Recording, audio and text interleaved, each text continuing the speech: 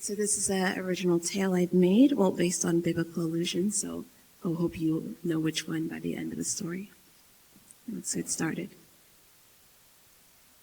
There once was a little girl named Uchenna who lived on a hidden island, so hidden from the rest of the world that the few who chanced to come upon it would say how the island and everything on it belonged to a different time.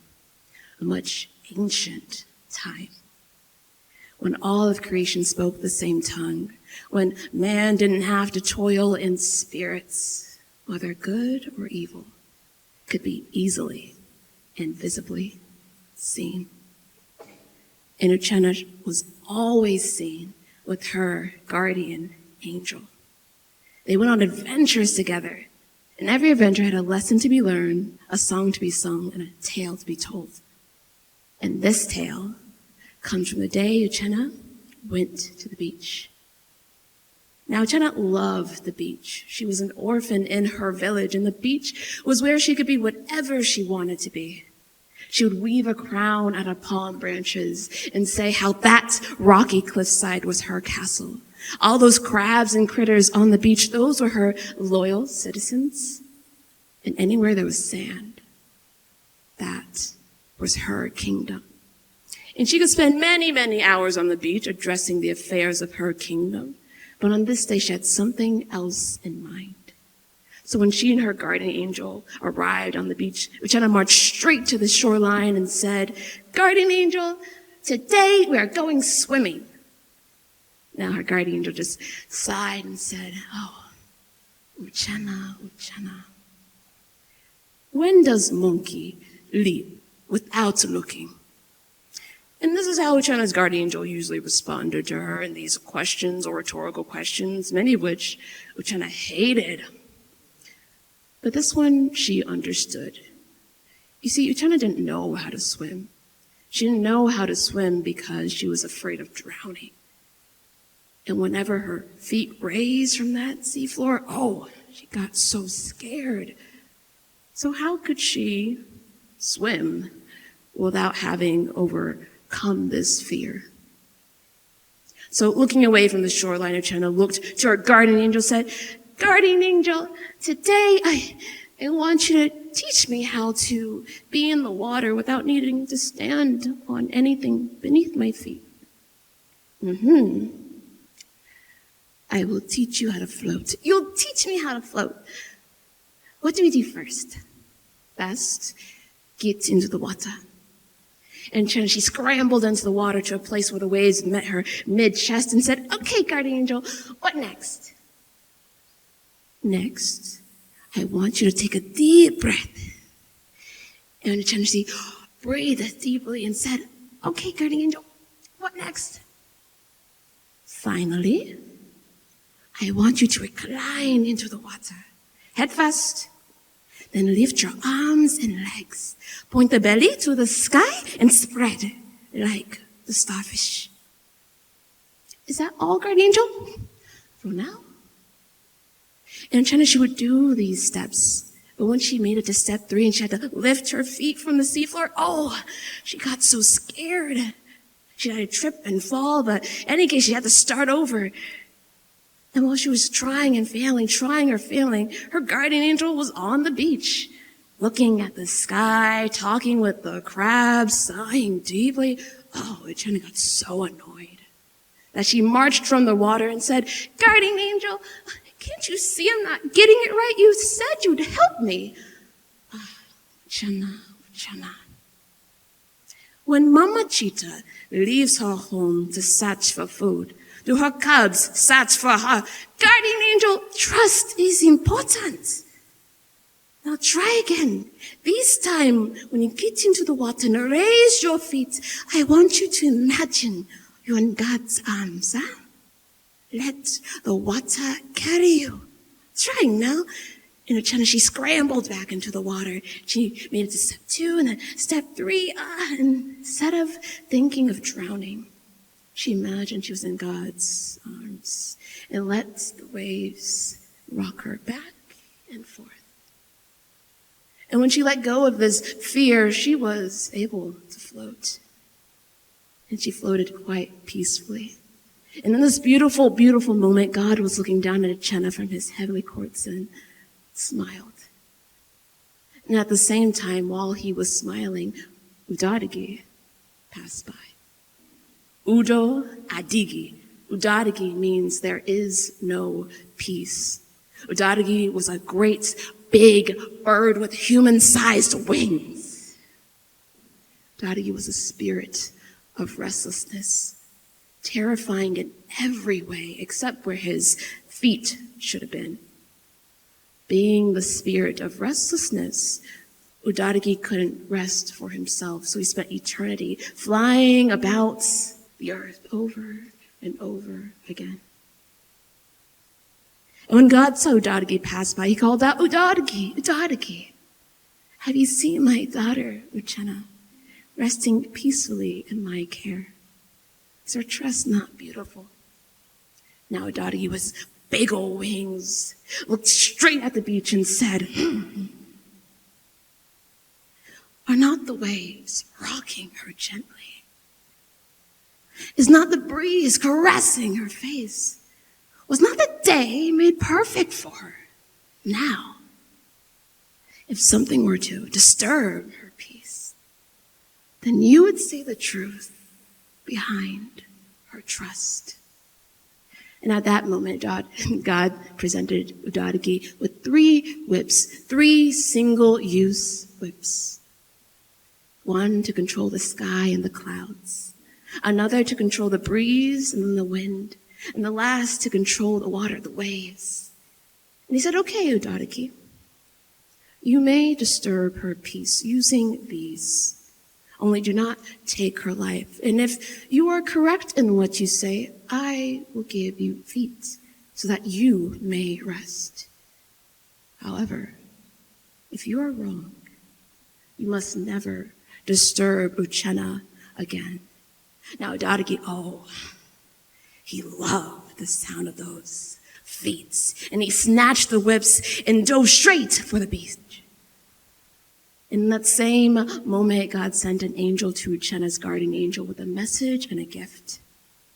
The message was this: stay on the beach until Udadigi's trials are over. And when Uchenna whispers for you, save her with this. And after that angel delivered the gift, it was gone.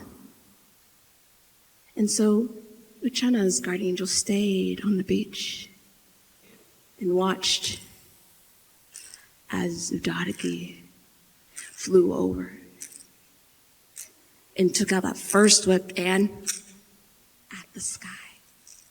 And that beautiful, crisp, blue, cloudless day became thunderous. Stormy clouds from the north, south, east, and west came rolling and rumbling and on in. And could you not hear Udadigi in the thunders? My feet, my feet. Now, Uchenna, she was still floating in the water. Her eyes were closed, and she didn't see Udadigi. So when she felt a difference in the sky, she believed it was her guardian angel testing her. As her guardian angel will do sometimes to see if she was paying attention. So in the water, she said, "Oh, guardian angel, you're not fooling me." And she remained at peace. Now when Udadigi saw this, he was fuming mad. He had 2 whips left.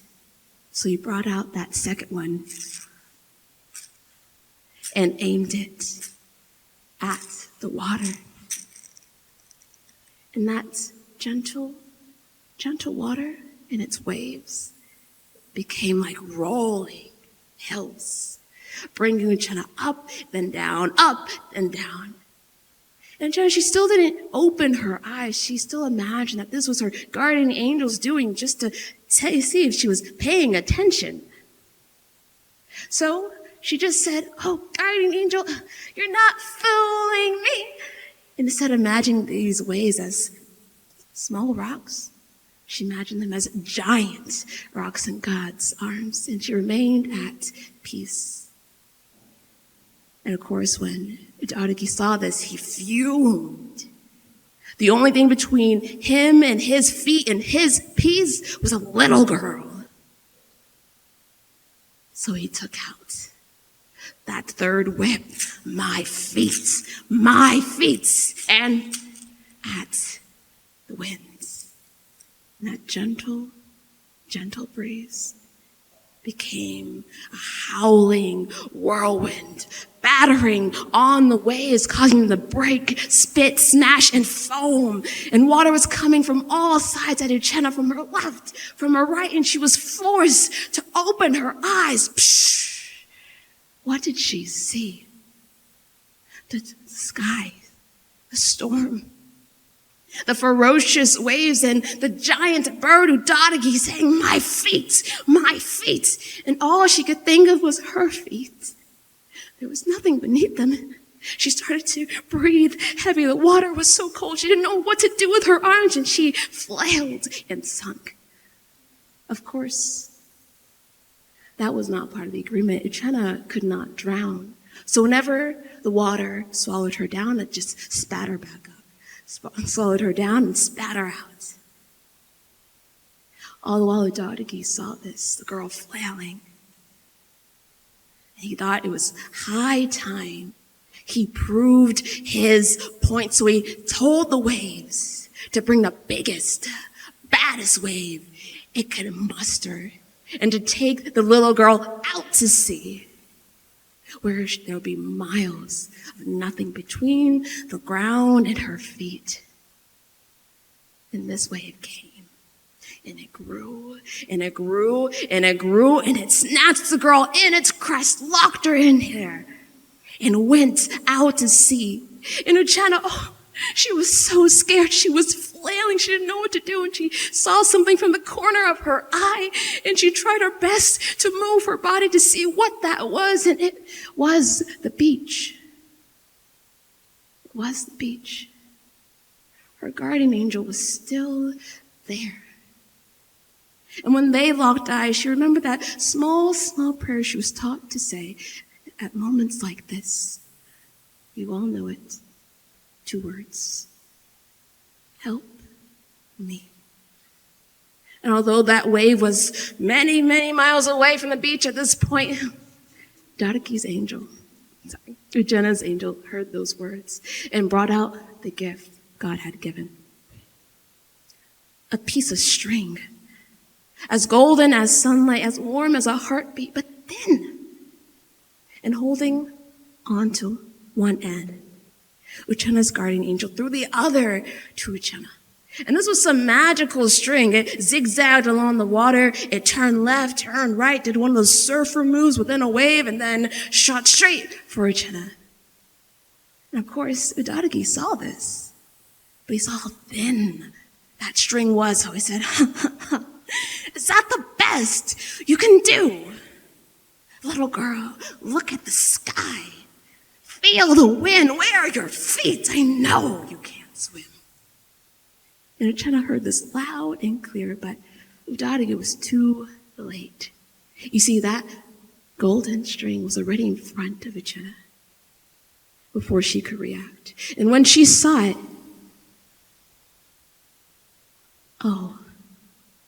it was as if all of time had stopped. She could even hear a little sound coming from it. Even with the string of hope. And as time had stopped, she realized she didn't want to look at the sky. She didn't want to listen to the winds or think of her feet. She knew she couldn't swim, but she knew she could trust.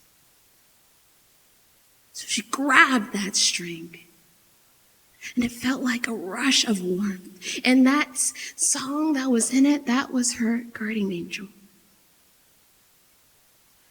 teaching her a new prayer to repeat in her heart. That prayer went like this. Even with the string of hope, I'm not letting go.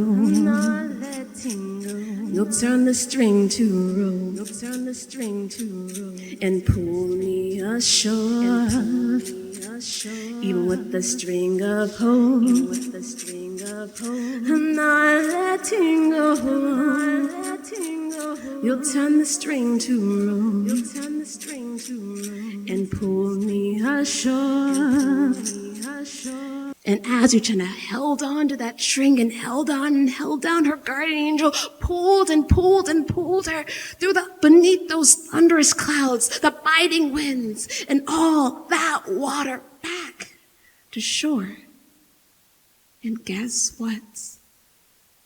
When Uchenna was able to stand on the beach again, she was completely dry, as if nothing had touched her. And Ogoke, well, he was proven wrong. And could you not hear his grumbles as the clouds parted, the winds died down, and the water returned back to normal? But of course, he had to go. And Uchenna, well, she was beaming with joy. She just had an adventure. There was a lesson to be learned, a song to be sung, and a tale to be told, and told again. Thank you.